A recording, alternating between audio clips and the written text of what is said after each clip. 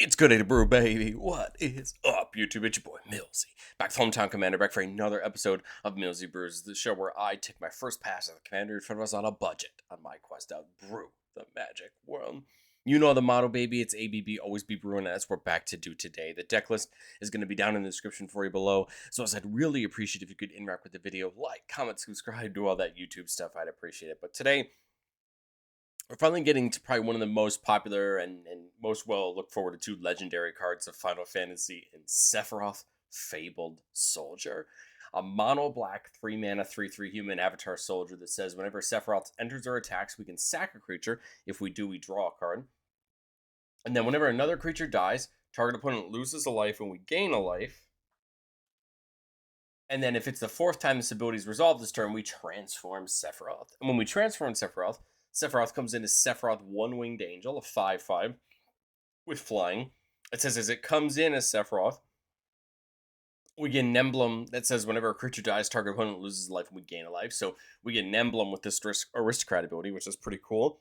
And then it says whenever Sephiroth attacks, we can sacrifice any number of other creatures. When we do, we draw that many cards. This is a really interesting effect. This is that kind of Plumb the Forbidden style effect, which can be very useful in an Aristocrats deck when you can produce a lot of tokens or get a lot of things on the board. I'm very intrigued to see, of course, how this deck runs, being mono black and seeing Sephiroth and some of these other Aristocrat style builds. But I think what's going to make Sephiroth really useful is you get kind of a sack outlet and a Death Matters payoff in the command zone, right? So on the backside, Sephiroth is going to allow you to sack as many creatures as you want, triggering all of our Aristocrats' abilities, and pay you off in the sense that you get to draw cards for it. A lot of the times, the most popular Aristocrat sack outlets either net you a mana or just put a counter on a creature, right? Especially in mono black. What I think is interesting about Sephiroth is that we're going to be allowed to sacrifice creatures for things we're kind of already wanting to be doing. And I think that's what's going to help this deck be a little bit more reliable. Whereas I think that mono black Aristocrats could be very interesting because you lose out on some of the really key things that I think colors like white add to the archetype, going up into Orzhov, right?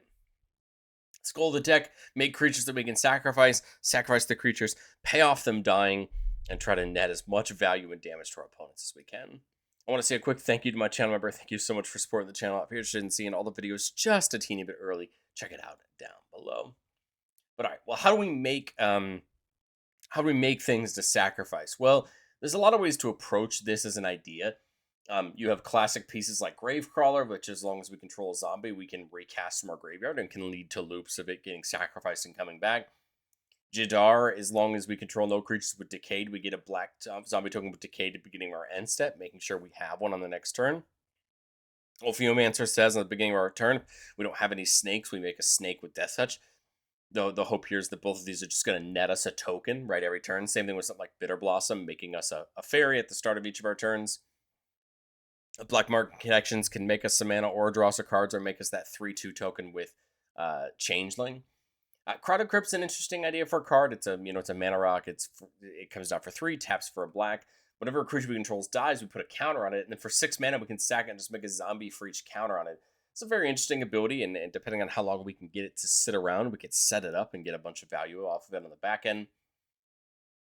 Case of the Stashed Skeleton kind of plays a twofold role here. It comes in and makes a skeleton, and then as long as we can get rid of the skeleton by sacrificing or having it die, we get to then solve our case and just be able to go get anything we want and put it into our hand.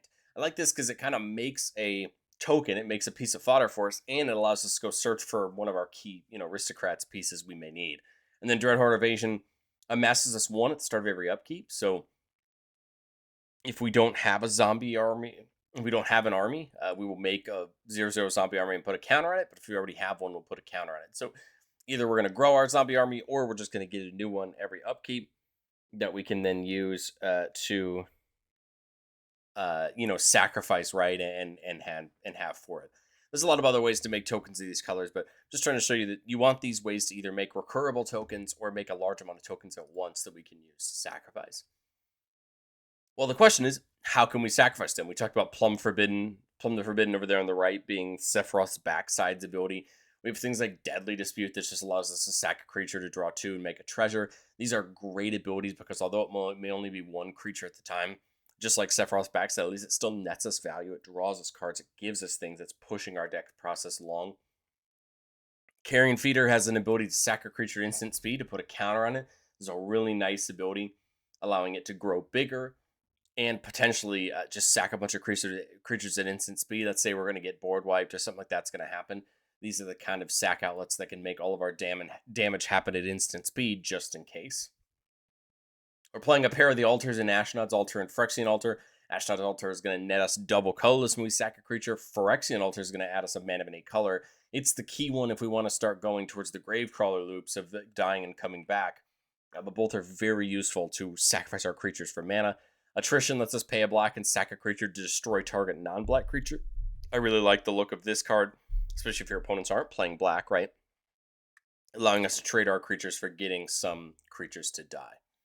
But I think where the key piece of any Aristocrats deck comes from is just paying off creatures dying. So it doesn't have to be our creatures dying necessarily, but some of our cards do care about ours versus anyone's. You have things like Blood Artist that just says when any creature dies, target player loses a life and we gain a life. Of course, that's the ability that we see on Sephiroth. Dreadnought's going to double up all triggered abilities that we control whenever a creature dying causes one of them to trigger. This is a huge ability and will allow our triggers to really stack up quickly. Liliana's just an interesting planeswalker. Whenever a creature we control dies, we get to draw a card. We can make a zombie on the +1, force everybody to sack a little bit on the -4, and just really hurt our opponents hard with the -9 if we can get there. But truthfully, Liliana can just hopefully get us some cards, right? Just like Sephiroth's backside when our creatures die. Marionette Apprentice has each opponent lose a life whenever another creature or artifact we control is put into our graveyard. Pitiless Plunder says whenever a creature we control dies, we get to make a treasure. A very interesting ability, can be really helpful in some of our lines to hopefully present a loop where we can, drain all our opponents out. Same thing with something like Sir Conrad with that cool new print. Whenever another creature dies, or a creature is put into our graveyard from anywhere other than the battlefield, or a creature leaves our graveyard, it deals 1 damage to each opponent. So this can be another way with that grave crawler loop to generate value, and we'll talk about that loop in a second. Venerated Stormsinger just says whenever this or another creature we control dies, each opponent loses 1 and we gain 1. Same thing on Vengeful Blood Witch, except it's just target opponent loses 1 and gains 1.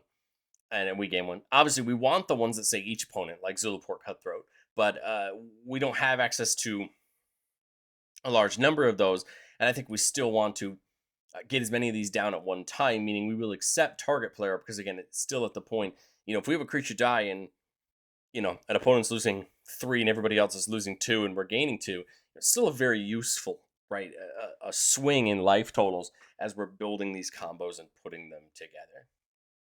We see Vincent Valentine from the new set that looks pretty cool.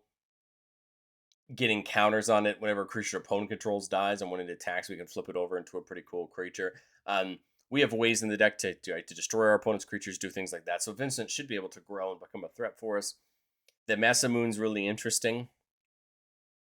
Basically, you'll most likely want to be equipped on Sephiroth, and says if a creature dying causes a triggered ability of this creature or an emblem you own to trigger, it goes off additional time. Obviously, that's both Sephiroth's front and backside on a equipment, right? So this is clearly meant for him, and we're going to happily use it to double up on all our triggers that way. Dictate of Erebos and Grave Pact are enchantments that say whenever one of our creatures dies, each of our opponents has to sacrifice a creature. And this is killer because our opponents may be able to get a pretty healthy board together. When you start sacking 3 or 4 creatures in a turn with these out, it's very hard for your opponents to keep creatures on board. And that's a game that we will be able to win very easily when we can continue to keep their pieces off the board and just profit from our creatures dying. And then we have things like the Meat Hook Massacre, which is kind of a 2-sided card. It can be a board wipe, coming in and giving each creature -X/-X till end of turn, but packs on 2 pretty great abilities. Whenever a creature we control dies, each opponent loses 1, and whenever a creature opponent controls dies, we gain 1. So very interesting abilities. Of course, the top ability is what we want to see on the Aristocrats card, giving us that value on that side. Whereas the bottom side, we'll just happily take. Okay, so what's the idea? Well, for the Gravecrawler loop, if this is what we want to do, we need to find a way for Gravecrawler to hit the graveyard. There's a lot of ways to do this. I showed Carrion Feeder on screen because for this version of the loop, you would need something like Pitiless Plunderer to make a treasure whenever a creature dies. Obviously, as long as we control a zombie like Carrion Feeder, we can cast Gravecrawler back out of our graveyard for a black mana. Now we're back to where we were before. Sack Gravecrawler to put a counter on Carrion Feeder, get the mana from the treasure, use the treasure to get Gravecrawler back. And now basically all we need is any other way to pay off death for any amount of damage. And this is a loop we can recur to, drain all our opponents out. Now, if we switch Carrion Feeder with something like Phyrexian Altar, we would just need the Altar and Gravecrawler. We just need to have another zombie, right? And that Aristocrats outlet, and we can get into the same spot. So there's a lot of ways to create, hopefully, these loops. The other way you can do it is, well, just things that make us tokens, right? We can amass enough tokens so that maybe we can just threaten to sacrifice 10, 12 tokens at once, just absolutely siphoning out a bunch of damage at once and forcing that on our opponents at instant speed to force them to play around it. But I've said it before, and I'll say it again. No deck's complete. This is my first take at this one, and I think going into testing, there's a lot of things we need to consider.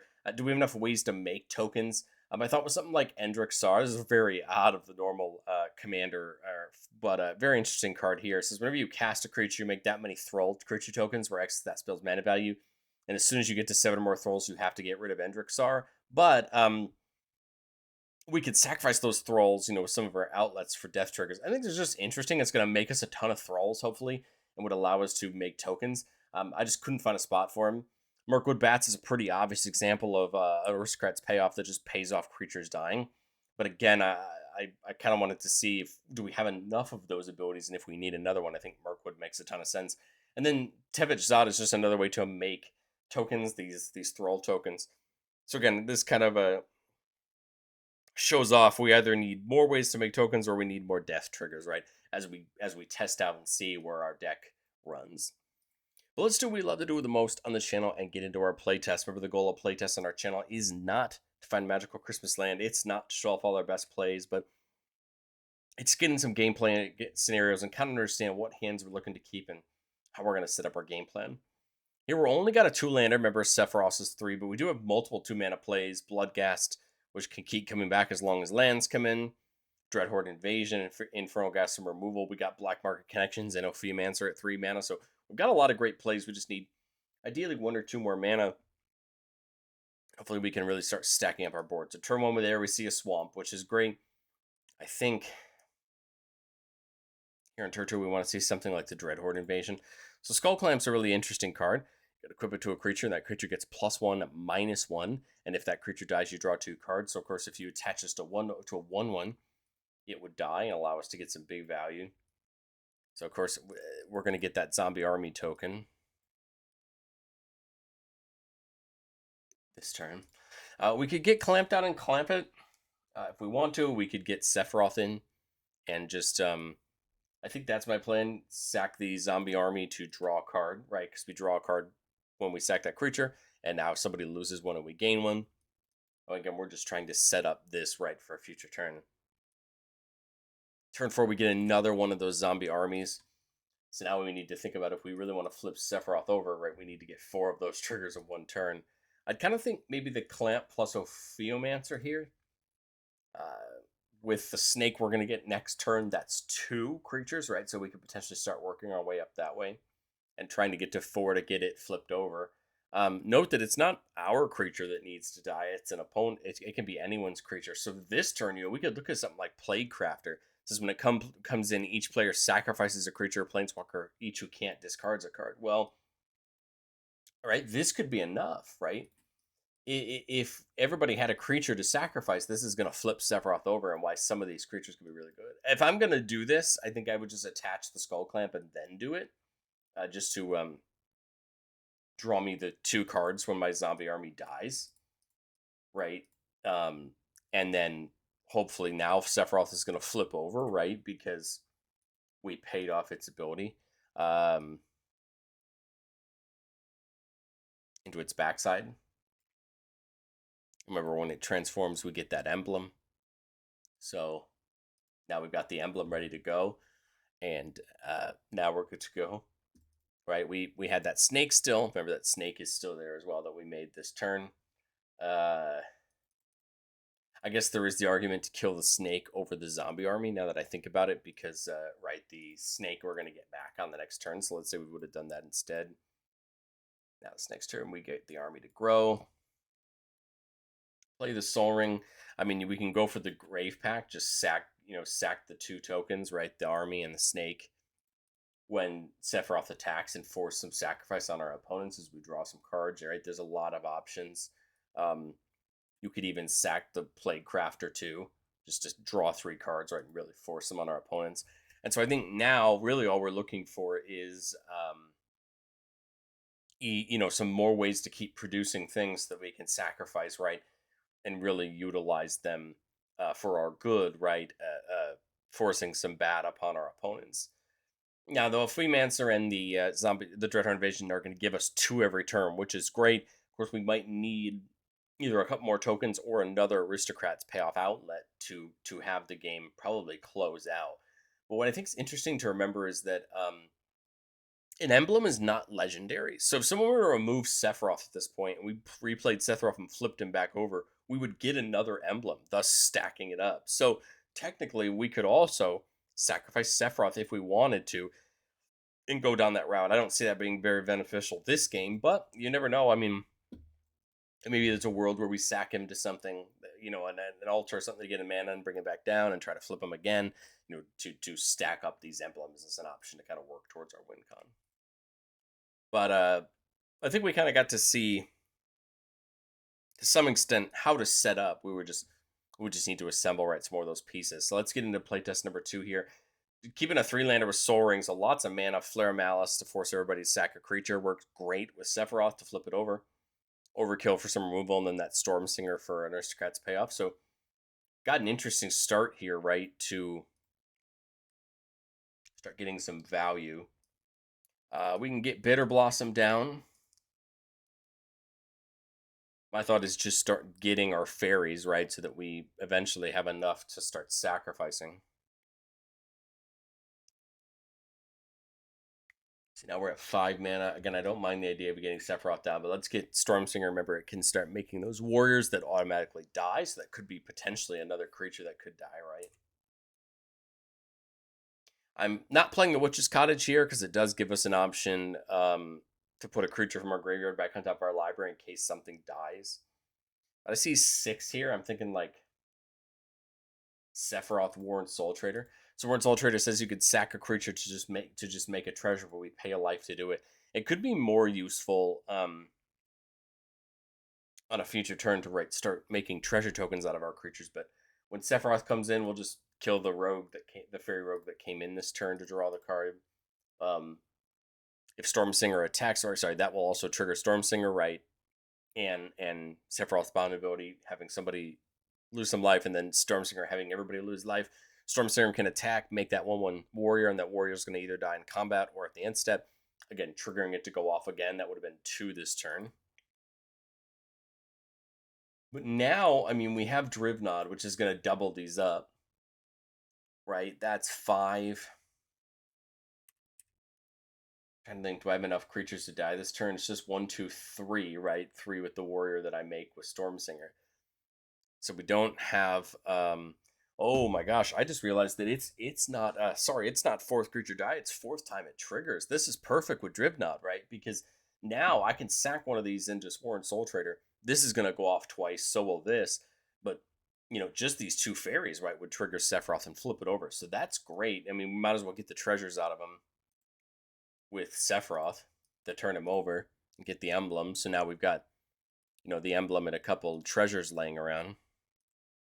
We got 4 triggers of Sephiroth's ability to nail 1 for 4, and then 4 triggers of Stormsinger, right, having everybody lose 1. So we could have spread the love for 5 damage all around, or 5 damage to 3 and 2 and 6 to 1. Like, you see what I'm saying? We could spread the love around. We could target one person with the Sephiroth triggers, but either way, we're starting to spread the love with the Stormsinger.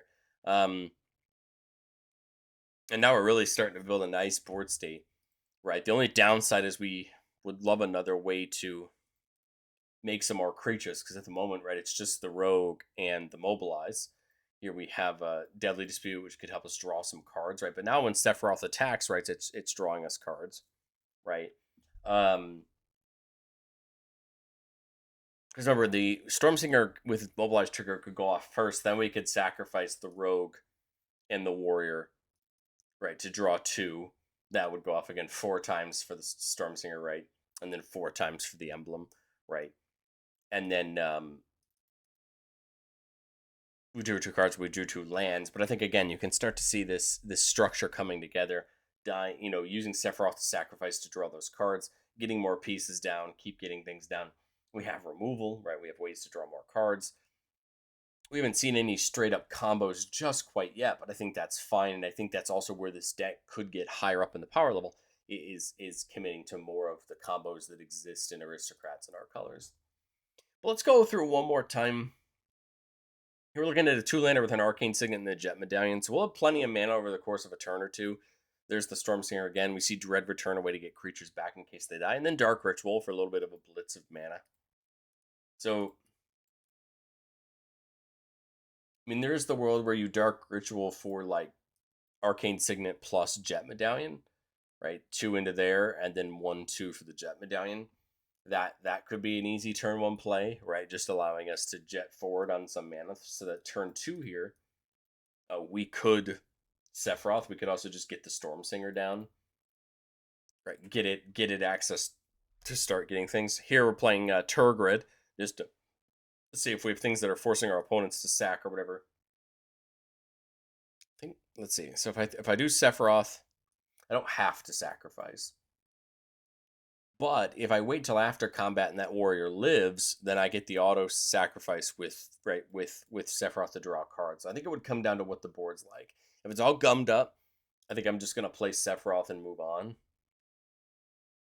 But if the board's pretty wide open to hit somebody, make the warrior. Sephiroth comes in and sacrifices that warrior off the mobilize, and then draws us a card.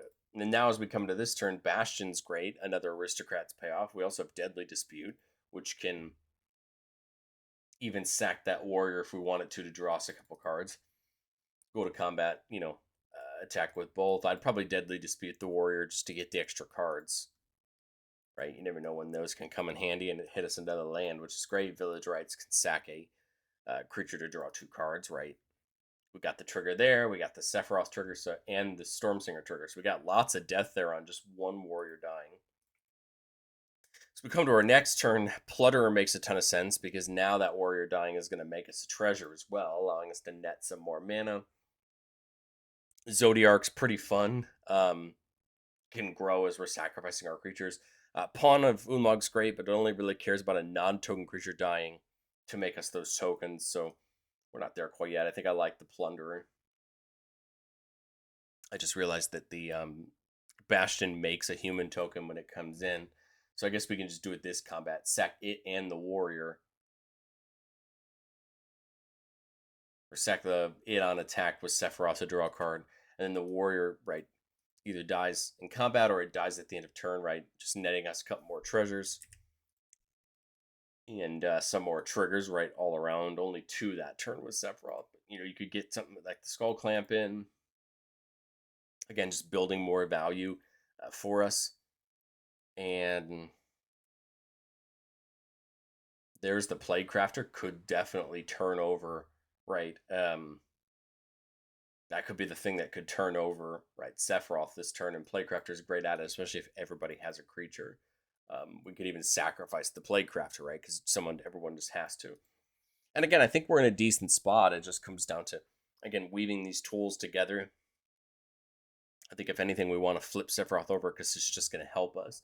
So let's say this is good enough. We put the Plaguecrafter down, everybody sacrifices something. That flips Sephiroth over, it gives us the emblem. We get a treasure for Plaguecrafter dying. We get the Bastion and the Stormsinger triggers just to really hurt our opponents. And again, I think the key thing is Sephiroth doesn't say whenever your creatures die. It says whenever our creatures die, which should help us ideally trigger it more and kind of keep the party going. But I'd love to know what you think of Sephiroth. Are you playing some Sephiroth Aristocrats? I'd love to hear what you put together, what cards you think I missed. I'd love to have a conversation with you down in the comment section below, and I'll catch you all in the next one.